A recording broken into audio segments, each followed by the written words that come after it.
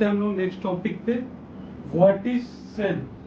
तो इसको समझना सबसे पहले हमारे लिए बहुत जरूरी है। तो यहाँ पे अगर आप बोर्ड पे देखेंगे तो हमने एक शॉर्टर वर्जन लिखा हुआ है और ये थोड़ा समझाने के लिए डिटेल्ड वर्जन लिखा है। सेल को अगर हमको समझना है तो हम पहले शॉर्टर वर्जन पढ़ते हैं और इसको समझते हैं। The cell is the fundamental structural and functional unit of life. Fundamental structural and functional unit of life. तो आपको सबसे पहले वर्ड स्ट्रक्चरल समझाता हूं और फिर फंक्शनल समझाता हूं और फिर सबसे इंपॉर्टेंट चीज जो है लाइफ। तो जो भी हमारा ये नेचर है जिसमें लोग लाइफ की बातें कर रहे हैं, लाइफ का मतलब क्या है? जिंदा रहना।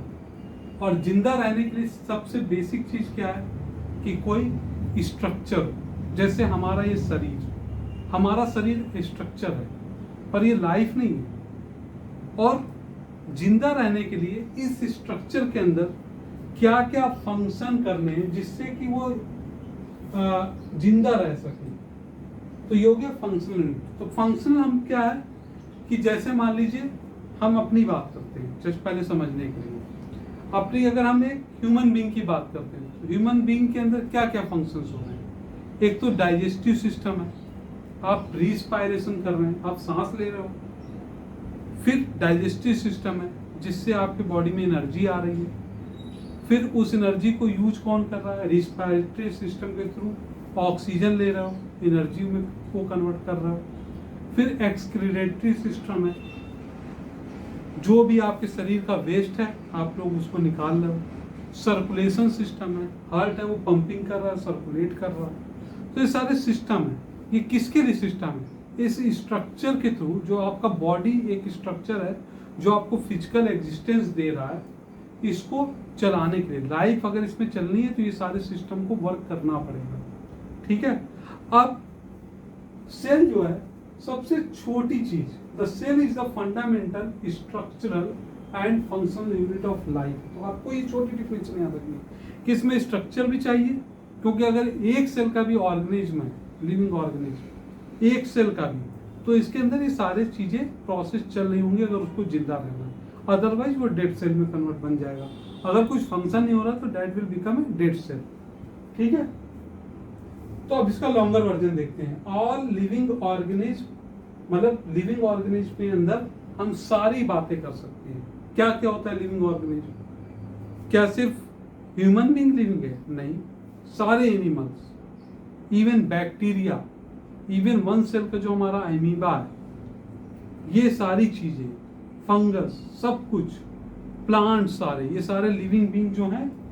तो all living organism including plants and animals are composed of cells. तो ये सेल से बने हुए हैं। सेल से क्यों बने हुए हैं? क्योंकि सेल एक स्ट्रक्चर है जो सिस्टमेटिक स्ट्रक्चर बनाता है किसी चीज को, लाइफ को सरवाइव करने के लिए।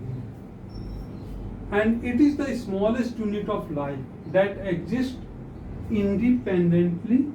मतलब या तो वो इंडिपेंडेंटली रहेगा, तो इंडिपेंडेंटली का मतलब क्या हो गया कि सिंगल सेल्स के, जैसे अमीबा हो गया, अभी आपको आगे पढ़ाऊंगा मैं, अमीबा हो गया, ठीक है, पैरामीशियम हो गया, ठीक है, ये सारे हो गए। और इन ए ग्रुप, मतलब कई सेल्स मिलके एक स्ट्रक्चर बना सकते हो। तो आप ह्यूमन बीइंग को ले लो, या तो एक सिंगल सेल का अमीबा हो गया, या फिर कई एक ग्रुप मल्टी सेल्स वाला कोई एनिमल या कोई प्लांट। तो ये हो गया are in a group to perform all the basic function of life. तो लाइफ को चलाने के लिए सेल एक बेसिक और सबसे छोटा यूनिट है।